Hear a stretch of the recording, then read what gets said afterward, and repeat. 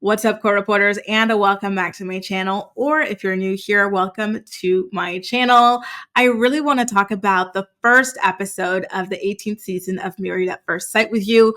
First of all, the format was completely different and it's got me hooked already. Now, for those of you wondering, I streamed the show using Philo, which is a streaming platform like Netflix, but pretty much exclusively for reality television.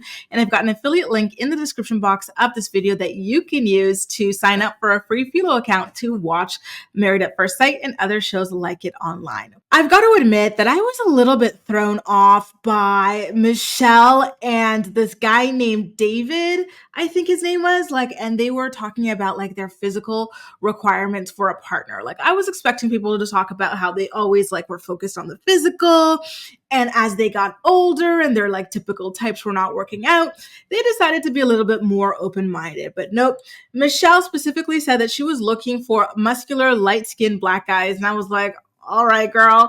And then the producers decided to go ahead and give her what she was looking for, which I do think is best, because sometimes you do see the producers kind of F around on people. Someone would be like, I can't stand bald men. Then the producers will be like, here's the baldest of baldest bald men we can find for you, you know?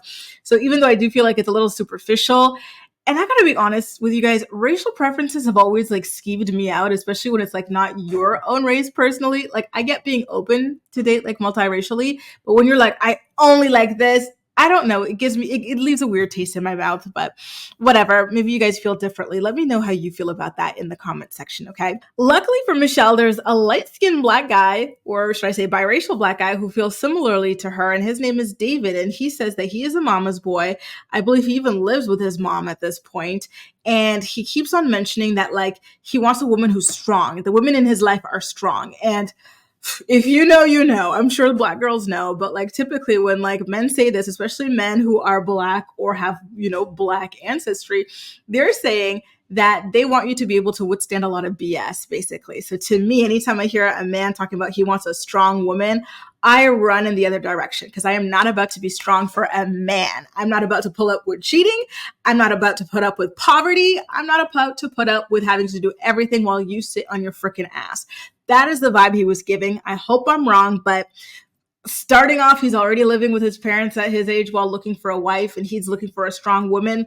It is not looking good. Another thing that tipped me off to the fact that this man doesn't really have anything all that tangible to offer a woman, he brags about all the things he is able to provide a woman. He says, I can provide physically. Okay, and men who have nothing always do this. They're like, oh, my love language is physical touch. Okay, what's your broke ass? But on the flip side, we do get to meet another man who seems to be in a much better position to be looking for a wife. His name is Ikechi, and he says that he wants to support his wife through acts of service, like changing her tire, pumping her gas, and cooking for her.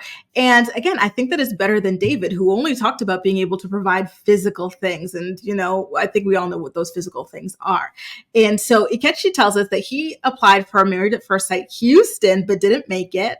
And now that he lives in Chicago, he decided to try again. And this time he was cast, which I think is kind of one of those serendipitous moments. And I really hope that it means that he's going to have a good marriage that lasts forever and was worth the wait and the move. Of course, he didn't move specifically to do the Married at First Sight in this city, but nonetheless, his fiance's name is MM, and so they talk about MM being Nigerian, and Ikechi sounds like a pretty Nigerian name. I'm assuming he's Nigerian, or at least West African, perhaps Ghanaian.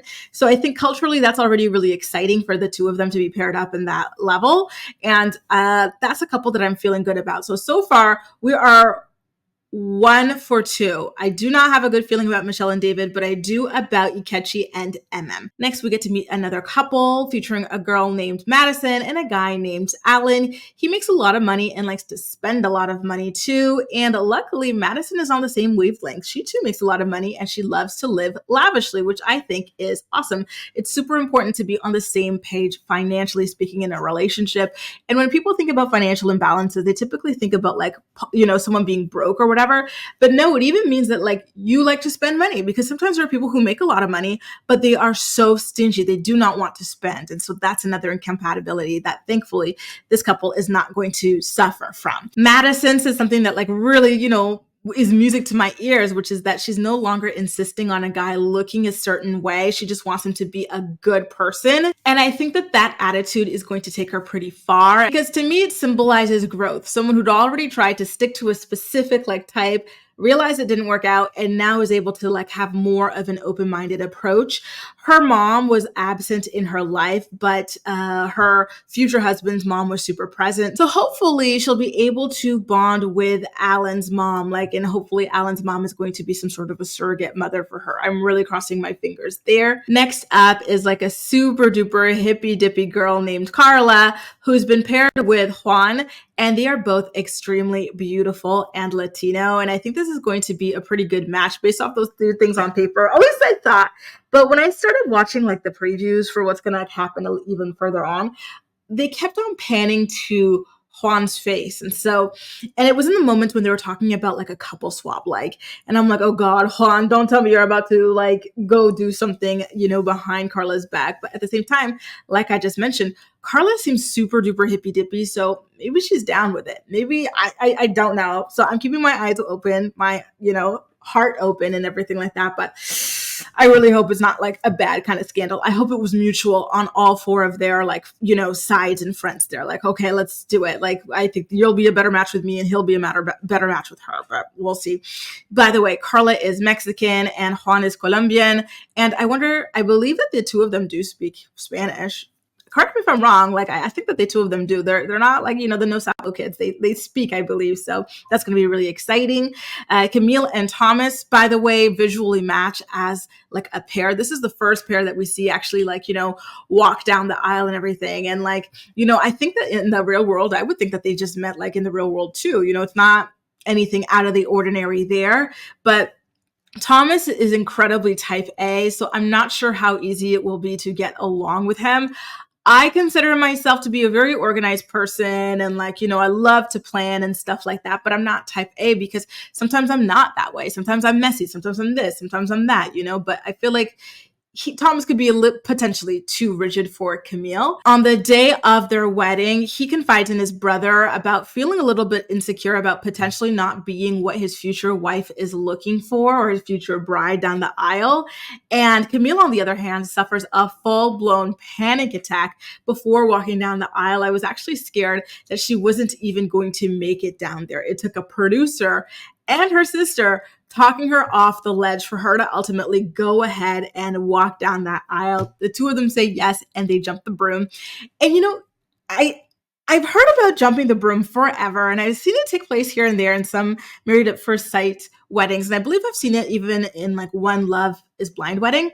But I remember kind of having like a little bit of like knowledge about what it was, but not enough. So I went to ChatGPT to get like a personalized lesson on what this tradition means. Why is it that African American couples sometimes jump the broom at their weddings? I think it's just such a cool, like cute, beautiful, like symbolic gesture. And I want to know more about it. So I did get to learn quite a bit about like how like in the past, African Americans were not able to legally get married, right? Like there was a lot of segregation and the slavery era, this, that, and the other, where they were not given equal rights and whatnot. And so for them at that time, they would jump the broom as a symbol that they were now married and jumping towards a new future and life together. And just to see that has been passed down as a tradition to this day just really truly warms my heart. And so I'm really happy that I got to see that, and this time be able to like really absorb and understand and learn about like the tradition behind it there. Now, the big money couple, by the way, before their wedding, they exchanged some gifts. I kind of wonder if Thomas and Camille did as well, but it didn't make the cut. But the big money couple did.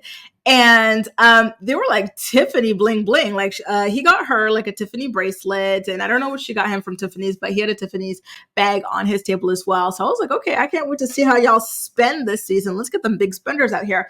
It seems to me like everyone, with the exception of David, is doing pretty well. To be honest with you, I saw a lot of high-rise condos and whatnot, and like people, when they were talking about their jobs, they had pretty nice jobs. So it seems like everyone's on a pretty level playing field here. So it's going to be really interesting to see how like middle class to upper middle class kind of like navigate their first year of marrying a complete and utter stranger. Anyway, you guys, and I think Juan was another one who seemed to be making a lot of money as well, if I'm not mistaken. Anyway, you guys, that was a little recap. Listen, not much goes on in the first episode. They're just preparing to, for these weddings and whatnot. I think as the season progresses, things are going to get spicier, especially considering the couple swap that we can look forward to. So if you haven't already, do make sure to subscribe to my channel so you do not miss out on a single recap. Okay, you guys? And like I mentioned at the beginning of this episode, I do have an affiliate link to the Philo streaming platform that you can use. Sign up right now. It's absolutely free to start streaming your favorite reality shows. There's Married at First Sight. There's Jersey Shore Family Vacation. There's a lot more where that came from. There's like over 70 different channels, including A&E, including Lifetime, including MTV, and many more channels, WeTV as well. Okay, you guys? In the meantime, let me know what you think about these couples at first glance in the comment section down below. And as usual, we will chat. That's all for now. Thank you so much for watching, and I'll see you next time. Bye, guys.